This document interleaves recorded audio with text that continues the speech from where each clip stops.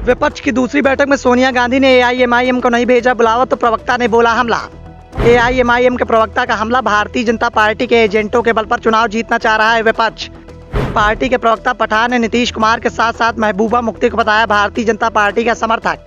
पठान का जवाब, भारतीय जनता पार्टी के समर्थकों को दिया गया निमंत्रण, हमें समझा गया अछूत।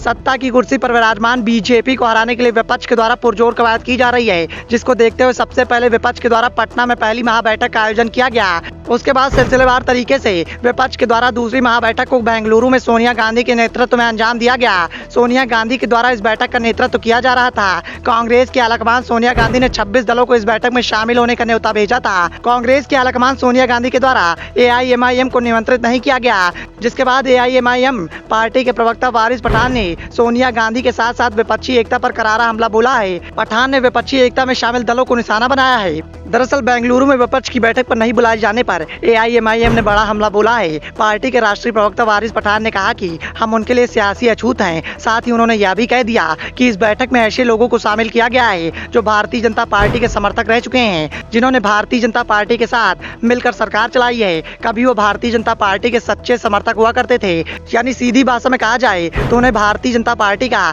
एजेंट कह सकते हैं। और भारतीय जनता पार्टी के समर्थकों के बल पर विपक्षी एकता के द्वारा सत्ता की कुर्सी पर विराजमान बीजेपी को हराने की कवायद की जा रही है, जो कभी भी सफल नहीं हो सकती।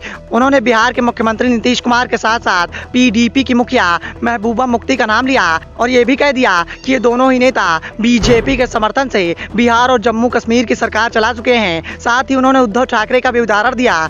वारिस पठान ने कहा कि उन्होंने हमें नहीं बुलाया, हम उनके लिए राजनीतिक अछूत हैं। ऐसे नेताओं को शामिल किया गया जो कभी बीजेपी के साथ थे और बीजेपी का आज उनके द्वारा पुरजोर विरोध किया जा रहा है। ये सब सियासी लाभ को देखते हुए नेताओं के द्वारा किया जा रहा है। हमने अरविंद केजरीवाल को भी देखा है। गुजरात विधानसभा चुनाव के दौरान आम आदमी पार्टी के आलाकमान अरविंद केजरीवाल के द्वारा कांग्रेस को गद्दी बद्दी गालियां दी जा रही थी, लेकिन वह भी बेंगलुरु में बैठे थे।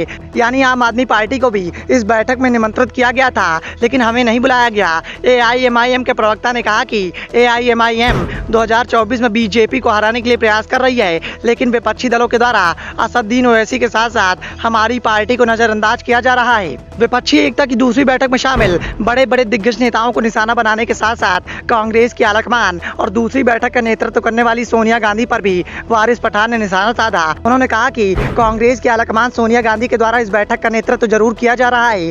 साथ ही सत्ता की कुर्सी पर विराजमान बीजेपी को हराने के लिए रणनीति बनाई जा रही है, लेकिन भारतीय जनता पार्टी के समर्थकों के बल पर ऐसा करना संभव नहीं है। कांग्रेस के आलाकमान सोनिया गांधी के द्वारा जिस तरीके से हमें और हमारी पार्टी को नजरअंदाज किया जा रहा है, उससे कहीं न कहीं कांग्रेस के लिए आगे मुसीबत खड़ी हो सकती है। साथ ही सियासी लाभ को देखते हुए पाला बदलने वाले दलों के साथ मिलकर बीजेपी को हराना इतना संभव नहीं है। Bureau report, the such India.